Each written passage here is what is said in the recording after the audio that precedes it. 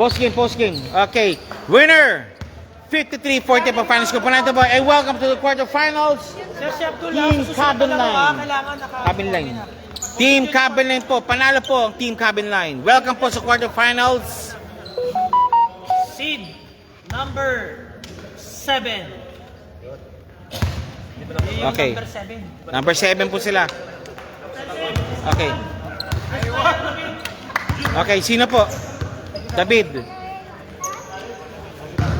Okay, si Skiba and si David dead. Okay, yung dalawang dynamic duo.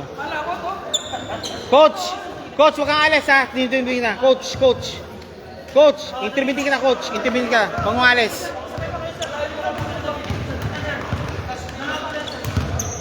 Okay, David and Esquibal. Okay, tara.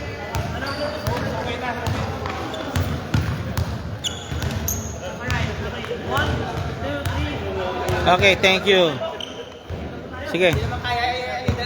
Congratulations, teka lang. Dahan-dahan kayo dito. Dadang kayo sa akin, boss. Teka, Esquibal. Interview ko. Okay, Esquibal and David, congratulations, sir. Thank you, sir. Okay, and of course, but for that, welcome po sa quarterfinals now as number 7. Ang mga kalaban po is number 2. No, any thought po sa mga kalaban niyo po sa quarterfinals? Hindi, para sa team na lang namin. Kailangan namin mag-prepare pa kasi number 2, hindi sila magna-number 2 nang walang dahilan. Yes, correct po. Kailangan namin mag-prepare pa. Tsaka medyo off yung binantayan kasi yung sweet spot mo kaya di ka rin. Pero nakita ko na nakakapag-adjust ka sa kabilang kabilang banda naman. Kailangan mag-adjust kasi. Esquibal ko. Yan. Yung bumuot ng team. Yan. Push lang sa team, kumbaga Okay. teamwork, darating naman yan eventually, pagka tuloy-tuloy na. Sige. Sige, bunga malalim ang gabi, baka may kandumi ba?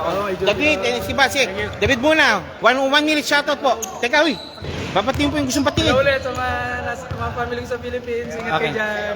Okay, Esquibal. Shout out sa HMNI team sa Pinas. HMNI team. Okay. Basketball team ng Qatar. Yes, okay yan po. And of course, yung kanilang coach po. Coach!